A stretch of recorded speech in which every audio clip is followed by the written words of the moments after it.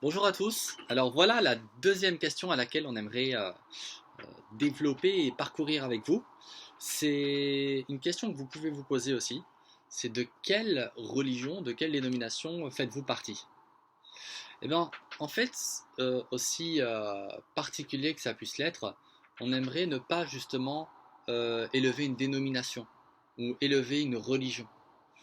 Bien sûr, c'est, on est chrétien parce qu'on partage le fait que le véritable amour qui est divin, justement, est à travers la personne de Jésus-Christ, qui a donné sa vie et qui a rétabli l'image de Dieu également, tel qu'il est réellement.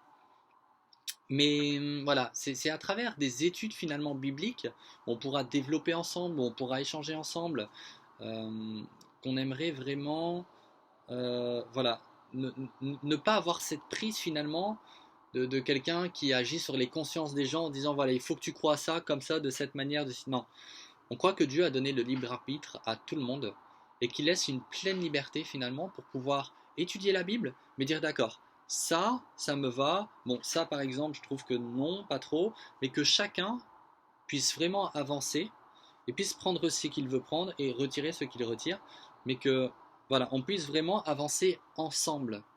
Bien sûr, il y a certains moments où on ne sera peut-être pas d'accord, mais une fois qu'il y a une confrontation qui commence à être en jeu, il n'y a pas à quelqu'un d'essayer de forcer l'autre, mais plutôt cette idée de se dire ok, moi je t'apporte, après tu es libre.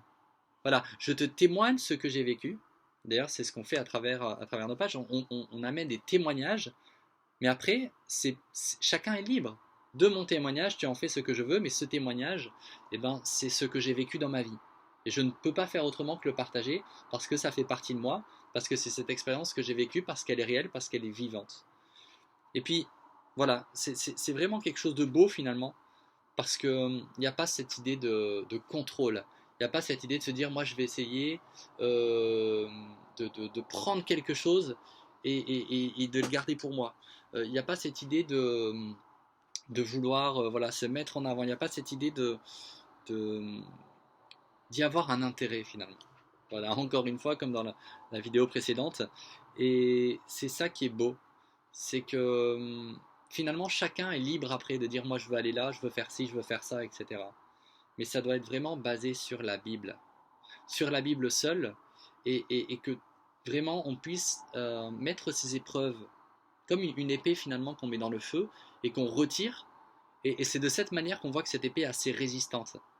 De même, étudions ensemble, partageons ensemble, et ce qu'on aura compris, qu'on puisse le mettre à l'épreuve pour voir si c'était vrai, si c'était faux, quel fruit ça produit. Jésus nous dit, nous reconnaissons un bon arbre à ses fruits.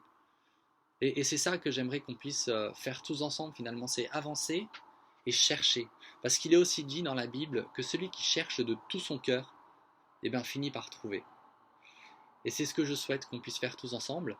Et voilà la deuxième question qu'on a pu aborder ensemble, toujours sur l'espace de 3-4 minutes. Et c'était un plaisir encore une fois pour moi de vous partager ça. Et je vous dis à une prochaine vidéo.